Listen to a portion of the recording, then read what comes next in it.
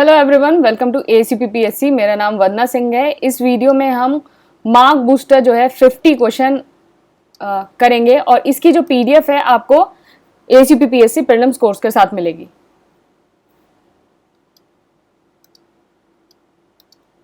Okay, तो ये prelims course है 2020 का notes test series current affair, और ये सेकंड कोर्स टेस्ट सीरीज है, करंट अफेयर है। तो इस नंबर पे आप व्हाट्सएप पे टेलीग्राम करके इसको ज्वाइन कर सकते हैं। और जो 2021 वाला जो कोर्स था उससे डायरेक्ट 84 क्वेश्चन जो है प्रीलिम्स में आए थे, तो आप नीचे PDF होगी, वहाँ इसको वेरीफाई कर सकते हैं। और जो हम ये अभी टॉप 50 क्वेश्चन कर रहे हैं, इसकी PDF भी आपको कोर्स के साथ मिलेगी। और ये टेस्ट सीरीज कोर्स है, ये करंट अफेयर कोर्स है, तो इंडिविजुअल कोर्सेज भी हैं, तो आप इनको ज्वाइन कर सकते हैं। ओके, तो पहला क्वेश्चन है, इंडिया का जो फर्स्ट 8 कंट्रोल प्रोग्राम है वो कब लॉन्च हुआ था?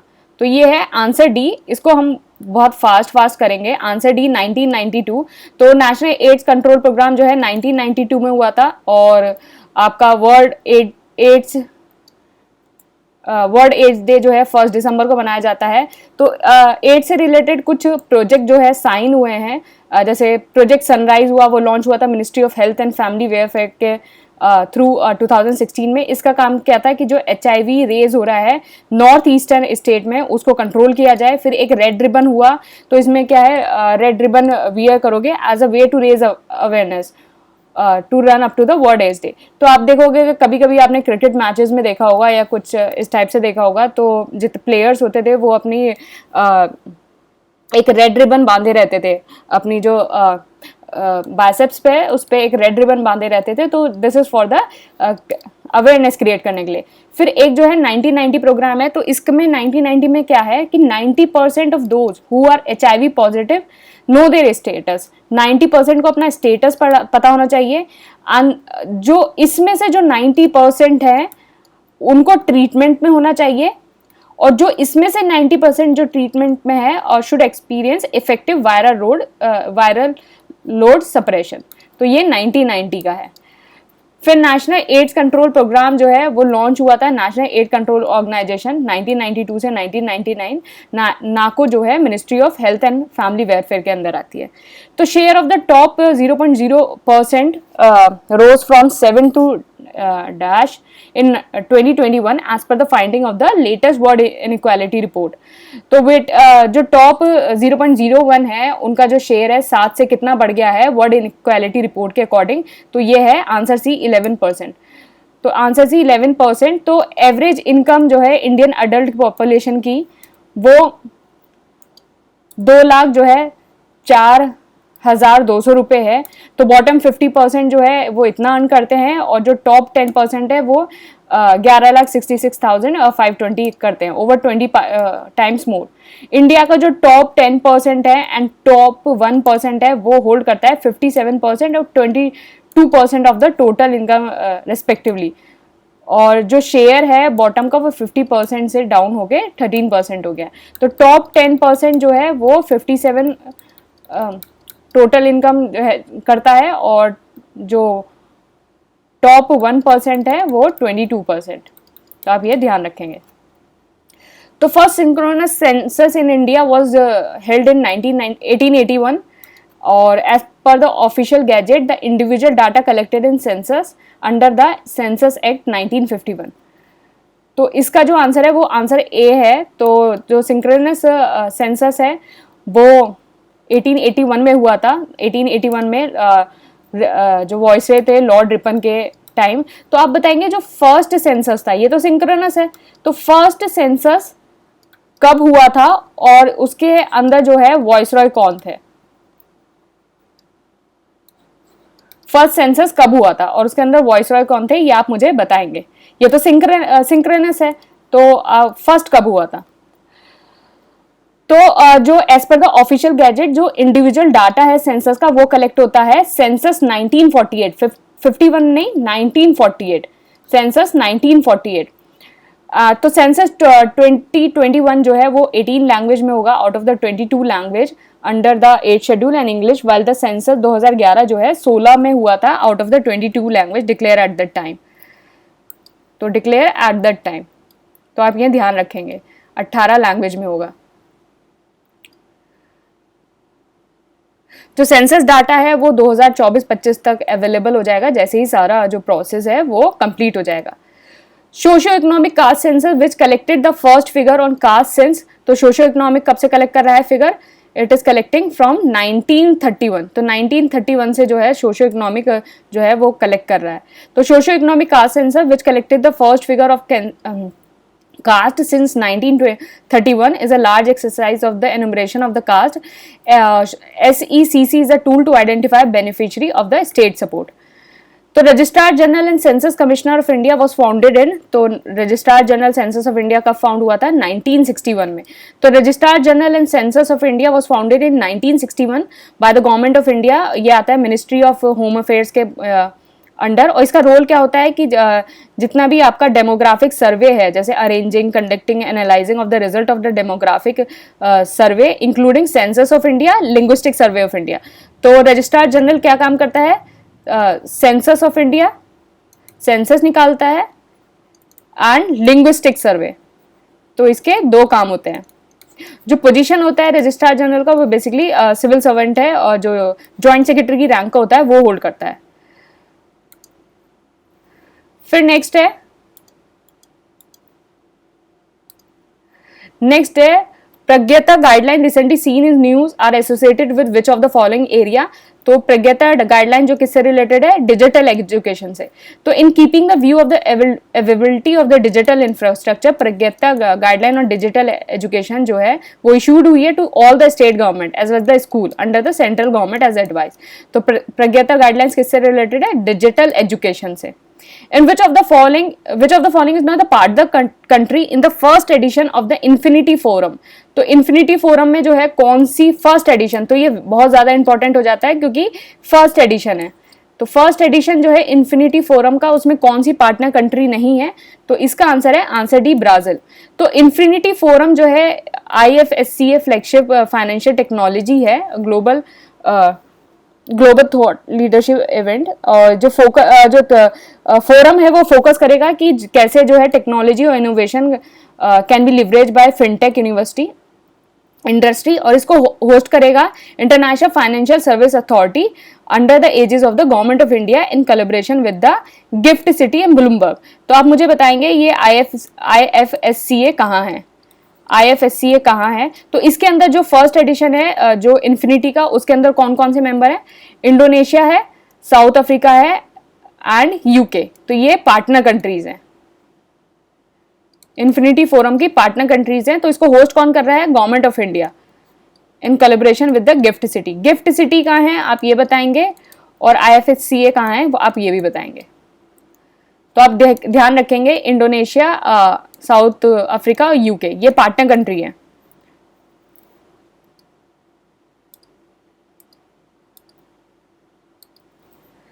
अच्छा, विच of the following countries has officially removed Queen Elizabeth II as the head of the state and become the world newest republic। तो कौन है, बारबाडोस। तो बारबाडोस ने क्या है, जो queen head of the state है in the UK and 15 other commonwealth realms including Canada, Australia, New Zealand was dropped as the monarch by Barbados. तो बारबाडोस ने कर दिया है।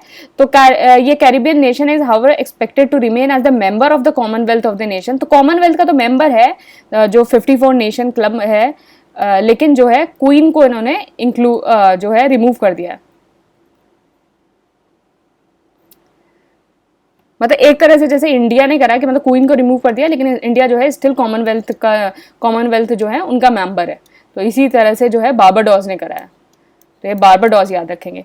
इंडियन ओरिजिन टेक्नोलॉजी एग्जीक्यूटिव जो पराग अग्रवाल है वो क्या अपॉइंट हुए हैं as the CEO of the Twitter. यहाँ दो स्टेटमेंट हैं, choose the correct. In 1871 Paika rebellion rose in Malabar. Second, it is under the leadership of Bakshi Jagabandhu. तो इसका आंसर होगा आंसर 2, क्योंकि जो पहला वाला स्टेटमेंट है वो गलत है, मलाबार नहीं उड़ीसा। तो पाइका जो है were a class of the military retainer and has been recruited since 16th century by king in Odisha. और जो रिवोल्ट हुआ था against the British under the leadership of the Bakshi Jagbandhu Bidyar Mohapatra Barambar Rai, the highest ranked military general of the Mukund Dev.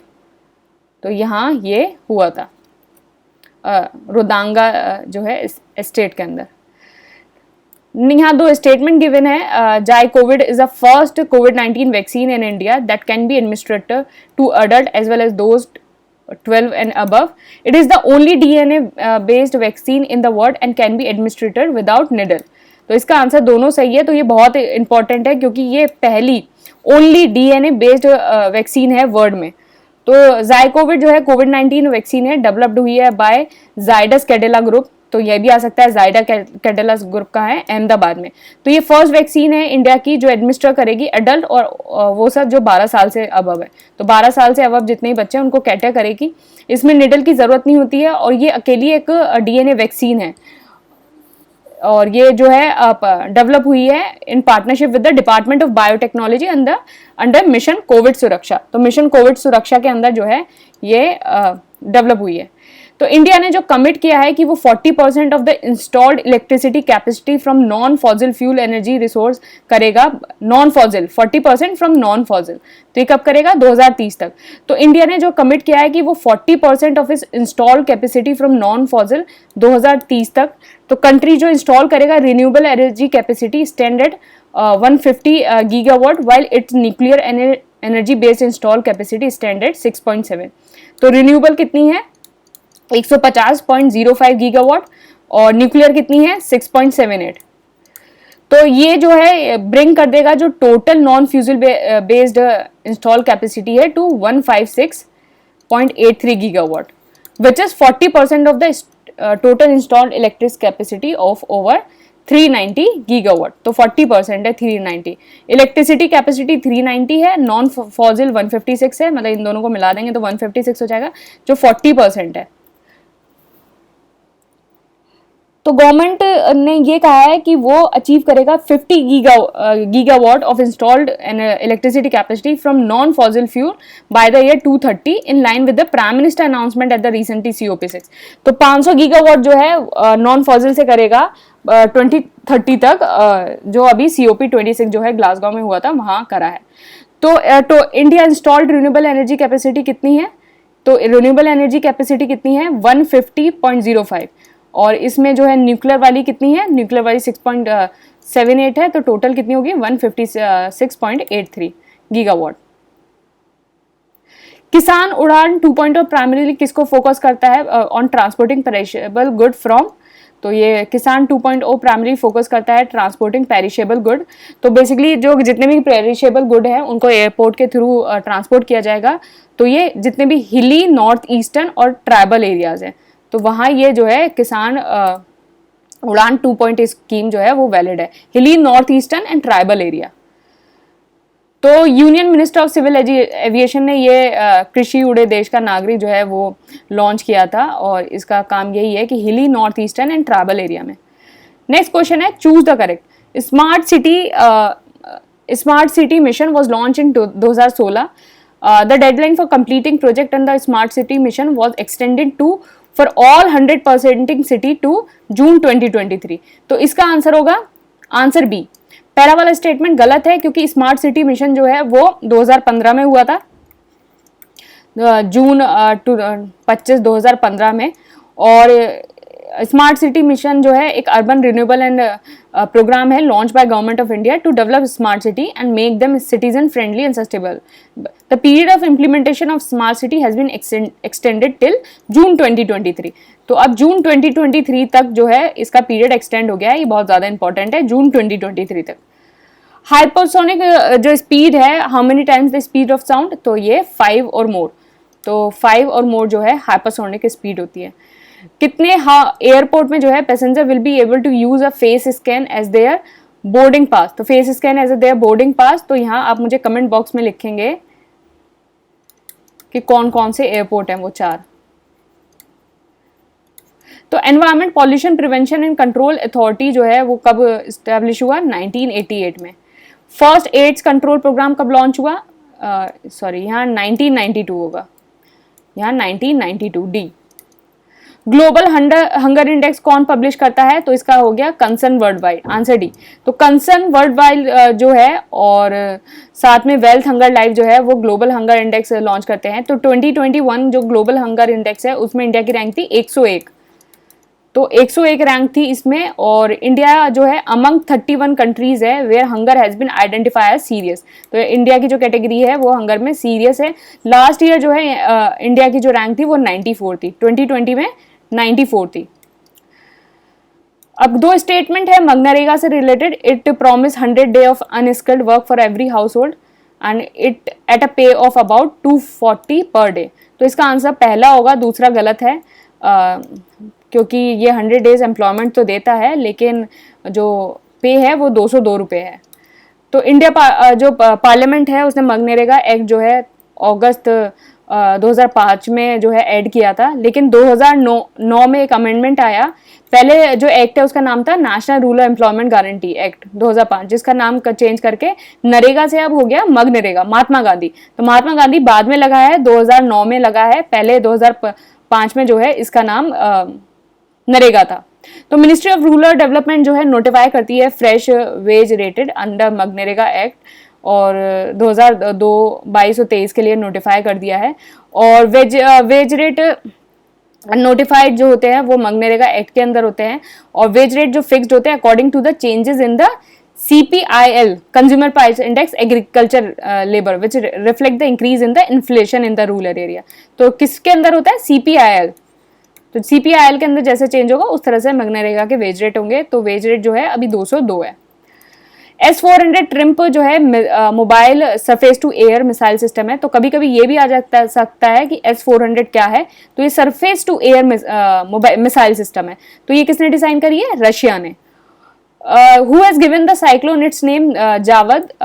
इसका है Saudi Arabia. अब next question है which type of liberty is not mention in the preamble. तो किस type की liberty preamble में mention नहीं है?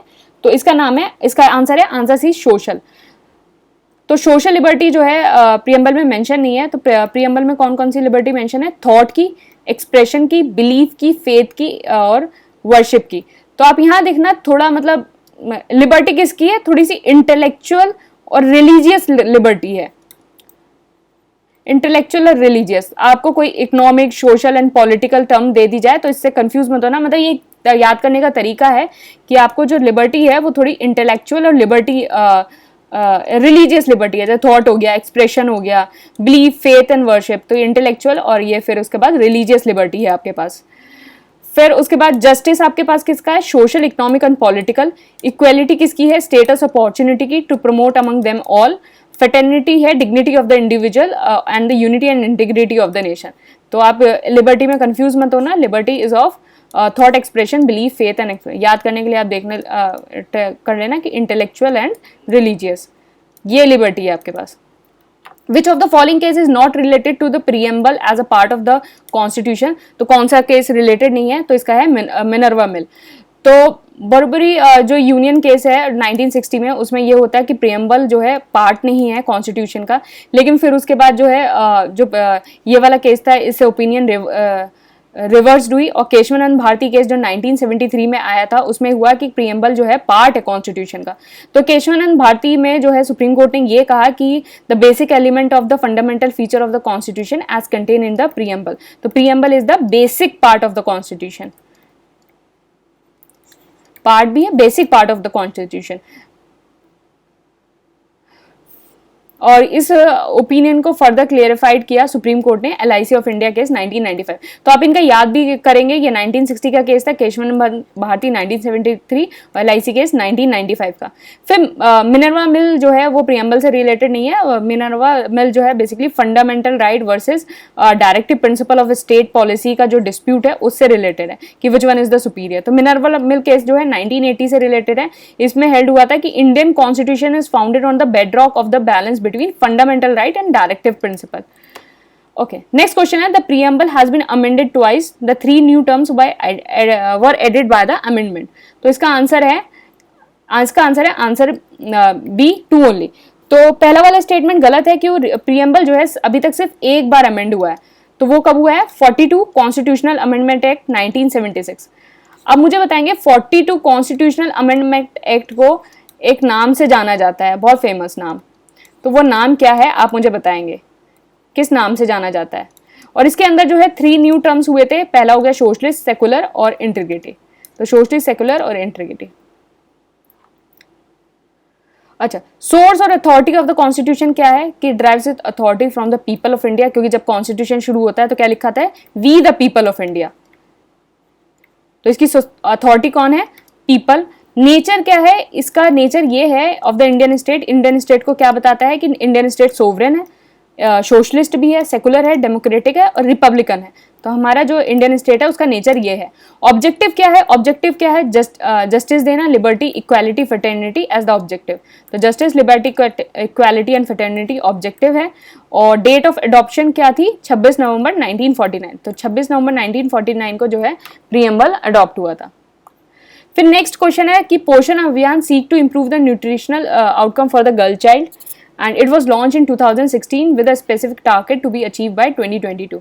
तो इसका आंसर सिर्फ पहला स्टेटमेंट है, दूसरा स्टेटमेंट गलत है। तो प्रोग्राम जो है इम्प्रूव करता है nutrition outcome for the children, pregnant women and the lactating mother, और ये 2016 में लॉन्च हुआ था विद स्पेसिफिक जो टारगेट है वो 2022 में होगा। तो स्टंटिंग और वेस्टिंग क्या था, 2% अ ईयर, टोटल 6% करना है अंटिल 2022। तो 2%, स्टंटिंग और वेस्टिंग जो है 2% है, एनीमिया जो है 3% है। तो स्टंटिंग वेस्टिंग 2% है, एनीमिया 3% है, याद रखना। स्टंटिंग वेस्टिंग 2% है ईयर करना है, तो 2022 तक जो है टोटल 6% करना है। एनीमिया 3% है ईयर करना है, और 2022 तक 9% करना है among children, adolescent girl, pregnant and lactating women. तो इसका टारगेट है मिशन का कि to bring down stunting among children in the age of 0 to 6 from 38.04 to 25% by 2020। तभी इसको मिशन 25 बोलते हैं। मिशन 25 मतलब स्टंटिंग को जो है रिड्यूस करके 25% बाय 2022। नेक्स्ट क्वेश्चन है प्रोजेक्ट रिहैब इज टू। तो प्रोजेक्ट रिहैब जो है prevent elephant attack in the human habitation. तो बेसिकली प्रोजेक्ट रिहैब में क्या होगा, एक बी की जो है फेंसिंग बनाई जाएगी, और जिससे एलिफेंट जो animal man and animal conflict होता है उससे बचाया जा सके। तो प्रोजेक्ट रिहैब जो है सबमिशन है KVIC का, नेशनल हनी मिशन का, और ये लॉन्च हुआ था, मतलब फर्स्ट लॉन्च हुआ था 11 लोकेशन में कर्नाटका में ऑन मार्च 2021, और अब जो है ये असम में भी एक्सटेंड हो गया है। तो कर्नाटक में लॉन्च हुआ था कोडगु डिस्ट्रिक्ट में 2021 में। According to the norm of the FCI 45 rice must contain. तो food and safety standard authority of India के अकॉर्डिंग 45 राइस में क्या क्या होना चाहिए। तो इसका जो आंसर है वो है आयरन, फॉलिक एसिड और विटामिन B12। तो 45 राइस में क्या होना चाहिए, तो according to the norm of the FSSAI जो 45 राइस है, 1 किलो चावल में 1 किलो 45 राइस में क्या होना चाहिए, आयरन होना चाहिए कम से कम 28 से 42.5 ग्राम, फॉलिक एसिड होना चाहिए और विटामिन B12 होना चाहिए।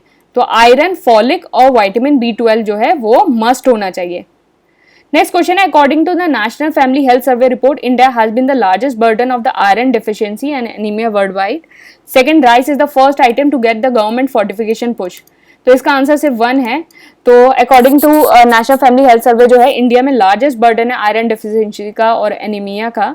और ये सेकंड स्टेटमेंट गलत है कि फर्स्ट आइटम नहीं है, राइस जो है 5th आइटम है जिसको पुश मिला है गवर्नमेंट फोर्टिफिकेशन का after salt, edible oil, milk, wheat. तो इससे पहले सॉल्ट, एडिबल ऑयल, मिल्क और वीट को मिला है। तो आप मुझे जो बताएंगे कि सॉल्ट के अंदर क्या क्या डाल के इसको फोर्टिफाइड किया जाता है, सॉल्ट के अंदर क्या डाल के इसको फोर्टिफाइड किया जाता है। तो मिल्क जो है जो फोर्टिफाइड किया जाता है विटामिन D के साथ, और कैल्शियम में भी added to the fruit juice. Salt का बताएंगे, सॉल्ट में क्या डाल के फोर्टिफाइड किया जाता है, मतलब गवर्नमेंट क्या डाल के इसको फोर्टिफाइड करती है। All India rural credit survey committee constitute कब हुई थी, 1954 में। नेक्स्ट क्वेश्चन है, choose the correct. Lord Wenlock जो है was the first to seriously attempting replicating European cooperative in India. He was the governor of the Madras presidency. तो इसका दोनों आंसर सही है। लॉर्ड वेनलॉक ने जो है अटेम्प्ट किया था रेप्लिकेटिंग यूरोपियन कोऑपरेटिव, और फर्स्ट कोऑपरेटिव लेजिस्लेशन जो है 1904 में आया था। कंट्री जहां ओमिक्रॉन जो है फर्स्ट आइसोलेटेड इन नवंबर 24 2021, तो ये है साउथ अफ्रीका। साउथ अफ्रीका में जो है ओमिक्रॉन जो है फर्स्ट आइसोलेटेड हुआ था। क्वेश्चन है, the member desired an oral answer from a minister, such a question is distinguished by a MP with an asterisk. तो एक ओरल आंसर दिया जाएगा, क्वेश्चन के ऊपर एक्स्ट्रिक्ट लगा होगा। This answer can be followed by supplementary question from the answer. तो answer जो है एक सप्लीमेंट्री क्वेश्चन भी फॉलो कर सकता है। इसको क्या बोलते हैं? स्टार्ड क्वेश्चन। तो स्टार्ड क्वेश्चन आप यहाँ ही देख लेना कि एस्ट्रिक लगा हो, कभी कभी ये वाला एस्ट्रिक वाला स्टेटमेंट नहीं देते हैं, लेकिन आप देख लेना कि ओरल आंसर डिजायर करते हैं, लेकिन जो आंसर है वो एक सप्लीमेंट्री क्वेश्चन भी फॉलो करता है। तो ओरल आंसर सिर्फ नहीं, ओरल आंसर के साथ सप्लीमेंट्री क्वेश्चन भी है। सेक्शन 124A जो सीन करता है as a restriction of individual freedom and fall for the short of the provision of reasonable restriction under article, तो अंडर आर्टिकल 19। तो अंडर आर्टिकल 19 को आप बताएंगे क्या बोलते हैं? राइट टू, आर्टिकल 19 को बताएंगे क्या बोलते हैं? Right to. आप इसको बताएंगे आगे। Who describes sedition law as the highly objectionable, obnoxious, which should have no place in any body of a law and we might pass. The sooner we get rid of it, the better. तो ये किसने बोला था sedition के बारे में? तो इसका होगा नेहरू। तो जवाहरलाल नेहरू ने इसके बारे में बोला था। कैजुवेली बर्ड सेंचुरी कहाँ है? यह है आंसर डी, तमिलनाडु में। तो कैजुवेली बर्ड सेंचुरी तमिलनाडु में है। बीपी जीवन रेड्डी कमेटी जो है करेगी examine arm force special protection act को in relation to the north east. Constitute कब हुई थी? 2005 में। तो बीपी जीवन रेड्डी कमेटी किससे रिलेटेड है? आर्म फोर्स स्पेशल प्रोटेक्शन से रिलेटेड है, 2005 में कंस्टिट्यूट हुई थी। इंडिया ने रिसेंटली जो है मैत्री दिवस किस कंट्री के साथ मार्क किया है? तो यह है आंसर बी, बांग्लादेश। तो बांग्लादेश के साथ जो है मार्क किया है। कौन सी which of the following are the largest brackish water bodies of India? तो इसका आंसर है आंसर ए, चिलिका लेक। तो चिलिका इज द लार्जेस्ट।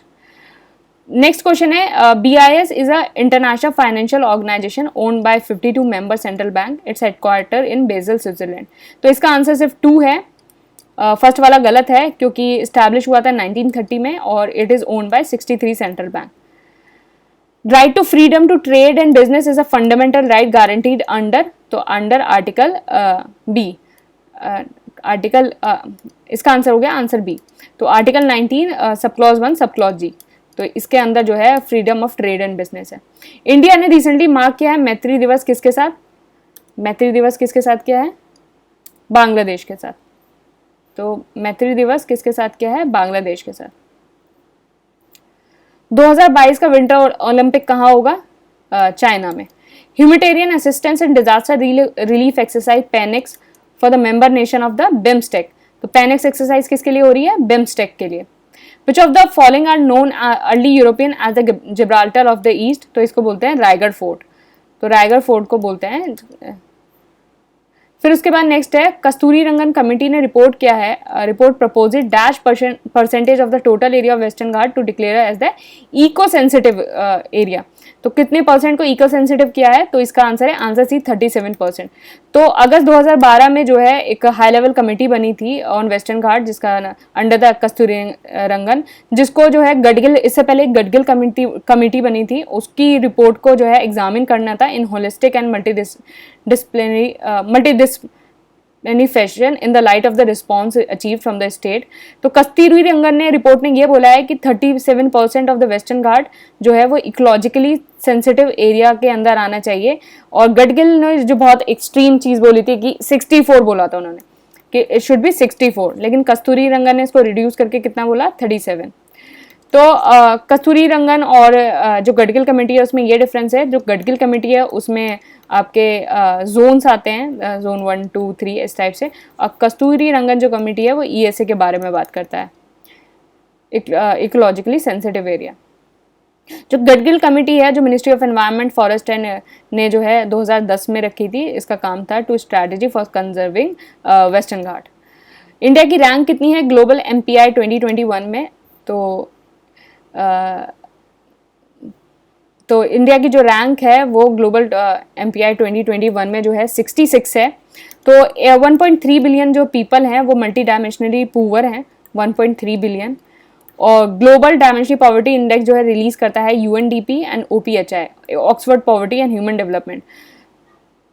और ये पहली बार कब रिलीज हुआ था? 2010 में, 2010 में रिलीज हुआ था।